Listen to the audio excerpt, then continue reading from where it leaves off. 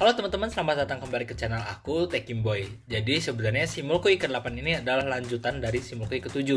Tapi di ke-8 kita bakal lebih fokus ke desain internal kolom. Aku putusin buat pisah video karena yang ke-7-nya udah panjang banget, takutnya pada bosan nontonnya. Nah, mau tahu seperti apa caranya?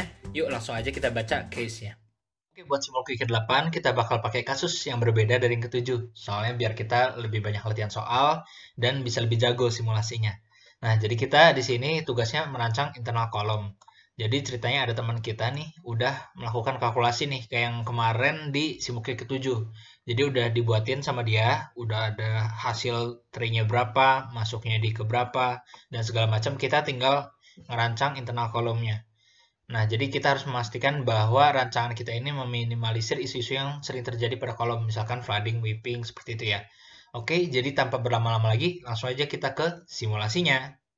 Oke, jadi kita udah di Aspen Plus, dan aku sebenarnya udah menyelesaikan simulasinya. Jadi sebenarnya step-stepnya sama aja kayak yang ketujuh gitu ya. Kita spesifikin ini, nah, kayak gini ya.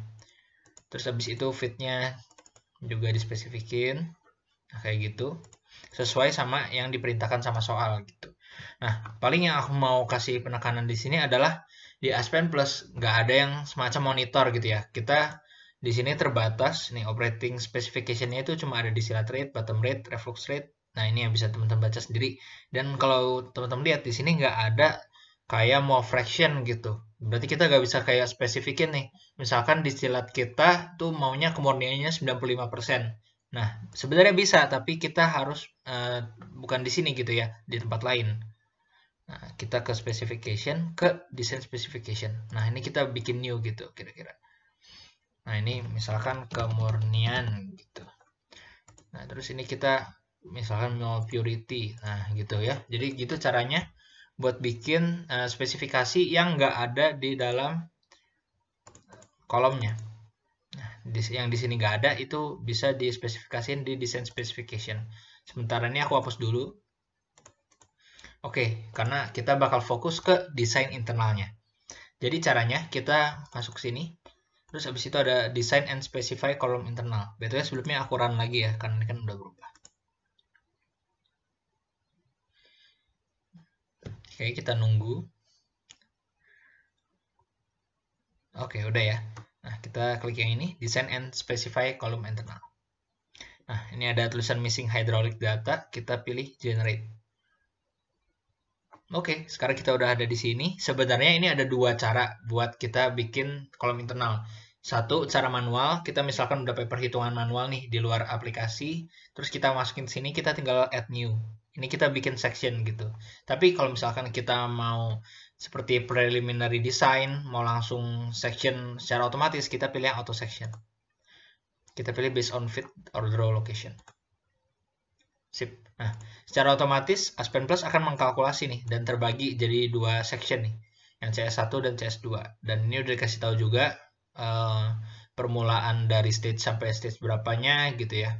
Terus abis itu kita bisa pilih internal type-nya, tray atau pack. Terus abis itu tipenya juga bisa banyak banget di sini. Ini sebagai contoh kita bakal pakai shift tray aja, salah satu yang paling umum. Terus juga number of pass-nya bisa kita ganti.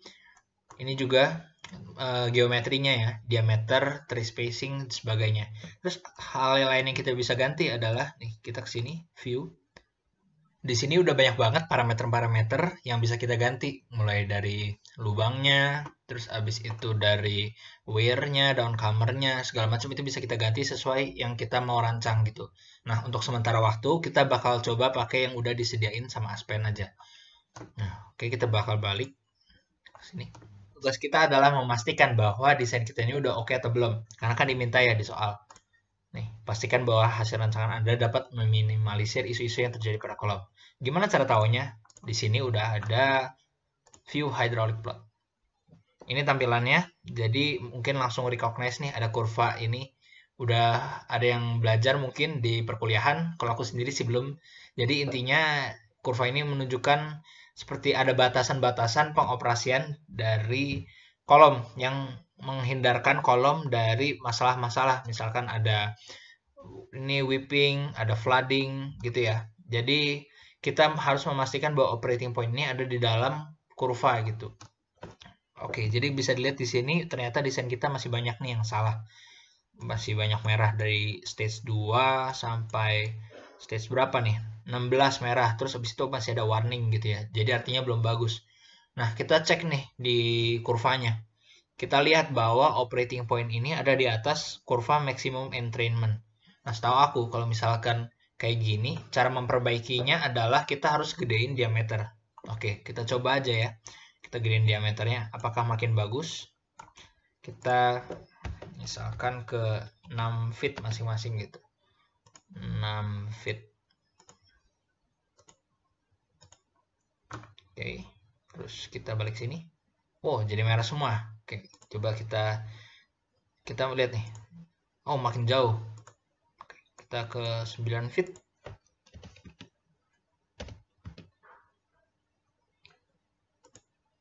Oke, bisa dilihat ini semuanya udah biru ya. Semua titik operating point-nya ada di dalam kurva gitu. Ada di dalam batasan-batasannya. Artinya ini udah bagus nih, ya. Ini juga bisa kita lihat modelnya kayak gini, tuh. Ya, vapor dan liquidnya. Oke, jadi itu dia. Kita tadi udah ngebenerin ya. Ternyata hasil Aspen ini bisa juga salah. Tadi kan kalkulasi otomatis ya. Nah, gitu. Jadi kita harus ngecek-ngecek juga, jangan langsung terima mentah-mentah aja dari Aspen. Oke, jadi itu aja buat hari ini. Kita udah belajar gimana caranya ngedesain internal dari kolom. Semoga video ini bisa bermanfaat dan jangan lupa untuk like, comment, dan subscribe kalau misalkan suka dengan video ini. Sampai jumpa di video berikutnya. Dadah.